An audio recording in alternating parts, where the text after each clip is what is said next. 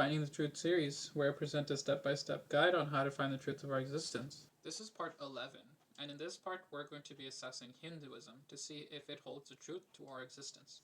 And to do that, we're going to be subjecting Hinduism to our truth criteria, which we created earlier on. This is a three-part criteria, and it'll be assessing if the religion describes God with the necessary characteristics, has intermediaries that can be proven to be intermediaries, and has revelation that can be proven to be revelation, and is also preserved. Now, to do this, I'll be looking over some Hindu texts and even sacred texts. I have this Hindu text here. It's a book that was written by the editors of Hinduism Today magazine, and it was recommended based on the r/Hinduism subreddit, which is a subreddit full of Hindus that are pretty passionate about the religion. So I decided to come here and check it out. It basically goes over what Hinduism is. It gives a quick synopsis of Hinduism. So hopefully this will answer our questions to see if it actually matches the criteria. Okay, right off the bat we see various pictures and depictions. Now, this is possibly depictions of what they consider God to be. Now, this is a big alarm bell right away, because God is independent, and so whatever humans think of in terms of what God looks like, it's not necessarily possible, because all of these characteristics, hands, facial features, are all limiting. They also make the person dependent, or the God dependent. Like, for example, the God needs a hand to hold something, and the God needs like lungs or a heart. So that would imply dependency. So this is already a big alarm. This is more like a human being than what you would expect God to be. If God is independent, we wouldn't really be able to conceive of God. So that is a big alarm for us to indicate that this might be corrupted. Okay, so where you see an elephant, interesting. You see people worshipping the elephant, it seems like. So elephants are definitely not independent. So this is another alarm. Okay, so we have the table of contents here. Let's see, section 1, the nature of Hinduism. Hinduism, the greatest religion in the world. Okay, let's just start there. Hinduism, the greatest religion in the world. Okay, oldest living faith. It's the oldest living faith. Now, the oldest living faith does not imply that it's true, because, for example, if intermediaries came, like, say, 50,000 years ago, would it be the case that it would remain exactly the same as it was 50,000 years ago today? Well, no, it's not necessarily the case, because it could get corrupted by humans. Like, they could add their own stuff in there. You can see this pretty simply with, I don't know if you've ever played the broken telephone game. Even like within like 10 people down the line, you usually start to get the wrong messages. They didn't have the printing press back then. So, like transcribing new texts and passing it down the generations is probably difficult. So it's hard to say that it remains preserved. But, we're going to give it the benefit of the doubt. We're going to continue reading it. Okay. Joys of Hinduism, a religious experience. We're trying to figure out what the religion holds, so we're not going to read these things. Hindu views of the divine. In Hinduism, it is believed that the gods are living, thinking, dynamic beings who live in a different world, in an inner world, in the microcosm within this world, in which there exists a greater macrocosm than this visible macrocosm.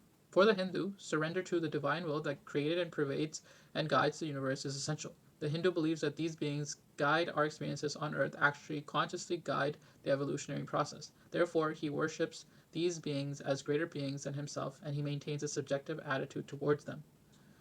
Interesting. So now, first of all, I noticed God says in plural. That's an alarm bell. I noticed the divine will, so it has a will.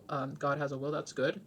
And conscious, so God is conscious, and all of this actually implies creationism, as the ability to create as well. So it seems to be matching some of the necessary characteristics, but there's also some that do not, such as the plural of gods. and the fact that the gods have been visualized to be human-like beings, which is an issue because again, like God is independent, and you can't really visualize independency. So we move on. So Hinduism's four denomination. Okay, this will help us out. Saivism, Shaktism, Vaishnavism. Okay, and Smartism. Okay, let me just read these. Savite Hindus worship the supreme god as Siva, the compassionate one. Savites esteem self-discipline and philosophy and follow a Satguru. They worship in the temple and practice yoga, striving to be one with Siva within. Interesting. Shaktas worship the Supreme as the Divine Mother, Shakti or Devi. She has many forms. Some are gentle, some are fierce. Shaktas use chants, real magic, holy diagrams, yoga, and rituals to call forth cosmic forces and awaken the great Kundalini power within the spine. Interesting. Vaishnavites worship the Supreme Lord as Vishnu and his incarnations, especially Krishna and Rama. Vaishnavites are mainly dualistic. They are deeply devotional. Their religion is rich in saints, temples, and scriptures. Interesting. So these sects seem to have different gods. So Siva, this one has Shakti or Devi, and this one has Vishnu, who also has incarnations called Krishna and Rama. Interesting. Let's see. Smartism. Smartas worship the supreme one of six forms: Ganesh, Siva, Sattu, Vishnu, Surya, and Skanda. Because they accept all the major Hindu gods, they are known as the liberal or non-sectarian. Okay, so this shows clearly that there's actually more than one Hindu god. Okay. Let's see, let's read this. For over 200 years, Western scholars have struggled to understand Hinduism, a faith whose followers seem to arbitrarily worship any one of a dozen gods as a supreme, a religion vastly diverse in its beliefs, practices, and ways of worship. Some Indologists label the Hinduism they encounter polytheistic. Others even coin new terms like henotheism to describe this baffling array of spiritual traditions. Few, however, have realized, and fewer still have written, that India's Santana Dharma, or eternal faith, known today as Hinduism and comprising nearly a billion followers, is a family of religions with four principal denominations, the ones we just mentioned. This single perception is essential for understanding Hinduism and explaining it accurately to others. Contrary to prevailing misconceptions, Hindus all worship a one supreme being, though by different names. For Vaishnavites, Lord Vishnu is God. For Saivites, God is Siva. For Shakas, God is Shakti, is supreme. For smartest liberal Hindus, the choice of deity is left to the devotee. Okay, so, well, you already see that they say that they worship one supreme being by different names, and then they give the different names here. So, I don't know, that sounds a bit contradictory. And we already read through these synopses, and we also see that they worship different gods, but maybe they're all one god, kind of like the Christian conception of God. Let's continue reading. What is the deeply mystical Silas? Okay. Okay, so we're going to continue going down here. So we see here, seated on Nandi, his bull mount, the perfect devotee, Lord Siva holds japa beads and the trident. So this is a depiction of Siva. It has 4 arms and 2 eyes. I mean, like, that's what you would consider a human-like concept, and that automatically makes it dependent. So it's hard to say that this is actually a dependency. So it's missing the first criteria right off the bat. And this is the other depiction of another god in Shaktism. Again, human-like. It has breasts, eyes, and nose. So it has a gender. And that is an issue because God shouldn't have a gender. He is independent. He's the one who creates gender in the first place. Okay, so Vishnu is the infinite ocean from which the world emerges. Okay, so this is another god, Vishnu. Apparently he's an infinite ocean, but you could also see that he's limited. He has a limited amount of features. Okay, let's see. We're gonna continue. Okay, this is good. Comparing the 4 major denominations. Let's read this. Okay, Shaktism. The god Shakti is both compassionate and terrifying, pleasing and wrathful. Okay, God Vishnu is loving, beautiful. Okay, Sharva appears as a human-like deity. Human-like deity. Interesting. That is an alarm. On the doctrine of Avatara, there is no divine earthly incarnations of the Supreme Being. The Divine Mother does incarnate in this world. Vishnu has 10 or more incarnations. So apparently these gods have incarnations. All deities must assume earthly incarnations. On the soul and God. God, Siva, is one with the soul. Okay, the Divine Mother Shakti is mediatrix, bestowing Advatic moksha on those who worship her. Spiritual practice. Okay, let's read this. Major scriptures, the Vedas, okay, Vedas here, Saiva Agamas and Saiva Puranas. Seems to be the same for this. Vedas, Agamas, Puranas, okay, Bhagavad Gita, okay, Vedas, okay, so they seem to share the Vedas, at least. Okay, let's move on. Okay, so let's read this. God is all and in all, one without a second, the supreme being and only absolute reality. God, the great Lord, hailed in the Upanishads and adored by all denominations of Hinduism, is a one being worshipped in many forms and understood in three perfections, with each denomination having its own perspective: absolute reality, pure consciousness, and primal soul. In absolute reality, God is unmanifest, unchanging, and transcendent, the self God, timeless, formless, and spaceless. As pure consciousness, God is manifest primal substance, pure love and light flowing through all forms, existing everywhere in time and space as infinite intelligence and power.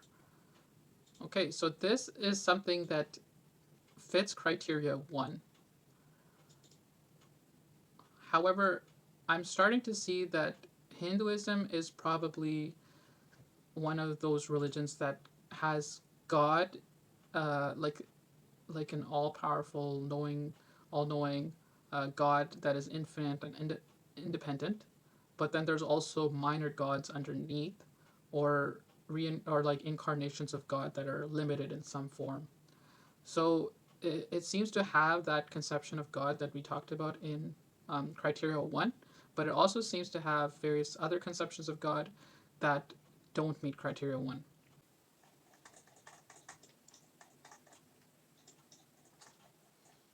Okay, guys, so I'm back at the table of contents because I want to look through the Hindu scriptures and try to understand what they are about. So, the reason why I want to go over the Hindu scriptures now is because a religion is as valid as their scriptures. So, if we can see if like the Hindu scriptures are well preserved, then maybe we can make a case for the rest of the claims that are made in this book. But so far, we've read a bunch of claims about who God is, what God is, you know, how God has interacted with human beings. We should try to make sure that the scriptures are actually valid, so that we could actually try to accept those claims that were made earlier. So, let's try to figure out what the Hindu scriptures are, where they came from. Let's read this. Hinduism proudly embraces an incredibly rich collection of scriptures. The holiest, most revered are the Vedas and the Agmas, two massive compendium of Shruti, that which is heard, both revealed by God to illuminated sages centuries and millennia ago. The array of works known as Smriti, that which is remembered, is equally vast, and the most prominent and widely celebrated of which are the Itihasas and the Puranas. Okay, so there you go. We got 4 titles here: Vedas, Agmas, Itihasas, and Puranas. So these are most likely what they consider to be divine revelation. And then we read here, the Vedas and Agamas revealed by God are Hinduism's sovereign scriptures called Shruti. Their timeless truths are expressed in the most extraordinary, profound mystical poetry known to man. Okay, and what is the nature of the Veda text? The Holy Vedas, man's oldest scripture, date back 6,000 to 8,000 years, are a collection of 4 books: the Rig, Sama, Yajur, and Atharva. So we see here that the Vedas are very old. They're like 6 to 8,000 years old. Now, this is actually a big issue because, again, as we mentioned, there's no printing press, and transcribing or trying to pass down these scriptures without any mistakes cropping up, without any additions or subtractions cropping up, is very difficult. So we can't know if there's been human corruption or not. So let's try to see if we could try to understand if there's any preservation whatsoever to these Vedas. Okay, so it says here, according to current knowledge, the oldest surviving manuscripts of the Rig Vedas are found in Nepal and are dated to around 1040 CE. Oh my god, that's a huge gap. 1040 CE. It's not even BCE. So there's like a 2000, 3000 year gap, meaning they're not in the original composition period of the text, which is believed to be much earlier. Yeah, so it says here it's unclear as to when the Rig Vedas were first written down. The oldest surviving manuscripts are 1040 CE. Wow, that's a huge gap. So this is a really big issue, guys. I would like to give it the benefit of the doubt, but we have a lot of problems straight off the bat. We have like issues such as limitation of God, making God into a human being, making God into an elephant. These are all creations. God is not like creation. He's the one who created creation, right? And then we see here that the claims are coming from a book which is not even preserved. So how can we know that this is actually from God? How can we know this is from a divine source?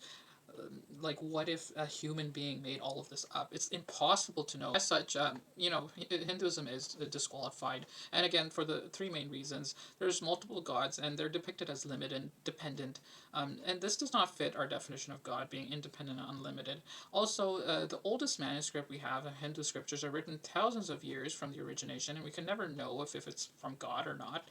And the authors or the writers of the Hindu texts are unknown. They're said to be sages, so we don't know who these sages were. We don't know who orally transmitted the book. So we're gonna have to disqualify Hinduism. Anyways, I thank you guys for watching, and I will see you in the next video.